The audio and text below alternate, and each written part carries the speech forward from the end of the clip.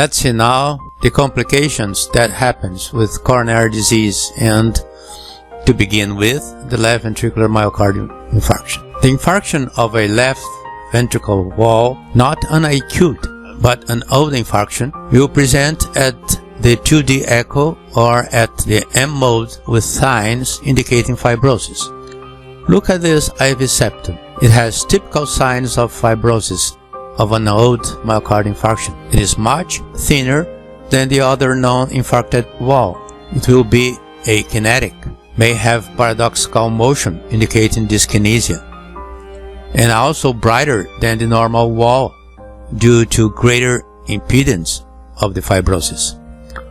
All this is the hallmark of non-viable myocardium. We see all this as well in M mode. No contraction here seen in this M mode, while in this posterior lateral wall has a normal contractility, just as seen in this 2D. In this case, the basal posterior lateral wall has an old infarction. See the difference in signal intensity from here to there at the mid-ventricular region due to fibrosis. M mode depicts a wall much thinner with less movement, quite denser, and no thickening as compared with the other wall. So this is an old myocardial infarction with fibrosis. Notice in this patient the inferior wall moving and thickening well. The left ventricle and the left atrium are enlarged. The IV septum is very thin, denser than the other wall, and no thickening. This indicates fibrosis, scar tissue, non-viable myocardium. No need to test its viability. Whenever there is a thinning of the wall like this one, with denser echoes within it, there is no viability. This is an old myocardial infarction of the whole IV septum. What we see here is an old infarction of the basal posterior lateral wall. It involves the basal third of the left ventricular cavity. There is also problem in the anterior IV septum. It's not thickening well. There is also an important left systolic dysfunction. The region, as we see as an old infarction, is only this one here, but there is no doubt there are at least 2 vessels obstruction. The septal area here corresponds always to the LAD, while this one may be in the circumflex or the right coronary. One more example. In this hypertrophied left ventricle due to hypertension, we see this thin and dyskinetic inferior wall. Notice that during systole, this small area expands, and the other one close to it is akinetic. The other walls are contracting well. Another old myocardial infarction. The IV septum is contracting perfectly well, and the posterior wall is fibrotic, thinner, and with no systolic thickening. When we detect a wall like this with an obvious fibrosis here, but behind it a region not as dense, it may be due to an old subendocardial myocardial infarction, not transmural. If the infarcted area does not occupy more than 20% of the wall width, the wall may show contraction. All this wall here is not thickening, then there are more than 20% of the wall with infarct. We see here enlargement of the left cavities. A large area of left ventricle has a problem. The IV septum, starting from here, shows fibrosis.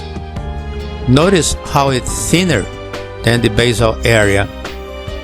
We could almost say that there is an aneurysm in this apical region. When you see an abnormal wall contraction, you must confirm it in all the others view where the same wall may be shown. For instance, if we see an abnormal wall motion in this parasternal view that seems to be the posterior lateral wall, we have to check the other view for the same abnormality. Here there is thinning, akinesia, and denser echoes here in this posterior lateral wall with non-viable myocardium. Then, in the short X, we ought to see the corresponding wall also involved. The inferior wall here is hypokinetic, and the posterolateral is hypokinetic in this region here, but all this area is akinetic and obviously fibrotic. In the apical two chambers, we see what would correspond to the hypokinetic inferior wall, seen also in this area here. Notice that there is certain thickening, as we had seen in this area here. The main problem is the posterolateral wall, as we can see in this four-chamber view in the basal portion of the posterolateral wall. This is usually the perfusion area of a circumflex coronary artery. This wall lesion is causing papillary muscle dysfunction and mitral regurgitation. One more case with contraction problem in many areas. The anterior and the lateral walls seems to be hypokinetic. This septal IV region is the only contracting well, but immediately below it there is thinning of the wall. See how the thinning is an abrupt change right here. This usually indicates that the perfusion area of the right coronary comes up to here. The rest comes from the LAD. We have a large extended inferior and posterolateral infarct. It's fibrotic and non-viable myocardium. We need to know if this wall might be viable, but down here there is no need for viability tests. It's obvious non-viable. The wall is thin, brighter than the others, and akinetic. It really moves since it's pulled by the others, but pay attention, there is no thickening, no contraction at all. It is very important not to jump the transducer from one view to another, but carefully and smoothly move it between different views, as well as different sides of the same view.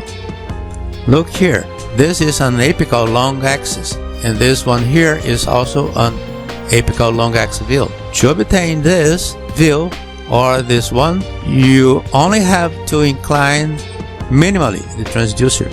In this one, there is a normal contraction in the posterior wall, while part of the same wall is totally fibrotic in the same long axis view at a minimal inclination of the transducer.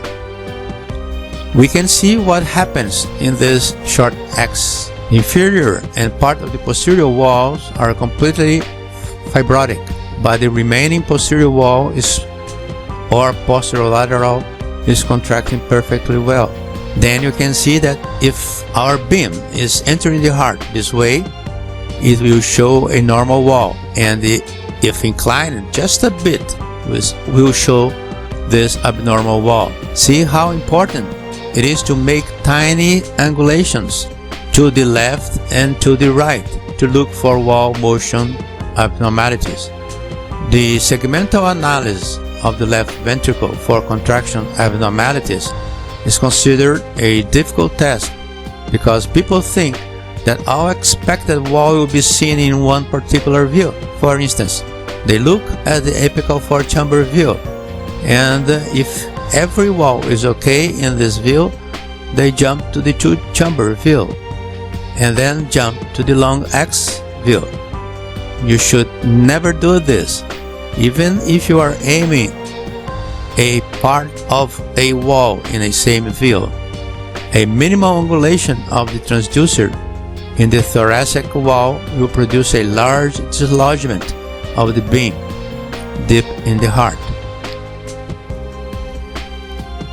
Same thing happens here in this patient with left ventricular hypertrophy, and all the walls seem in this short X is contracting properly, but a minimal angulation is still at papillary muscle level. We detect a wall motion problem in this region with dyskinesia in the inferior wall and remodeling of the left ventricle.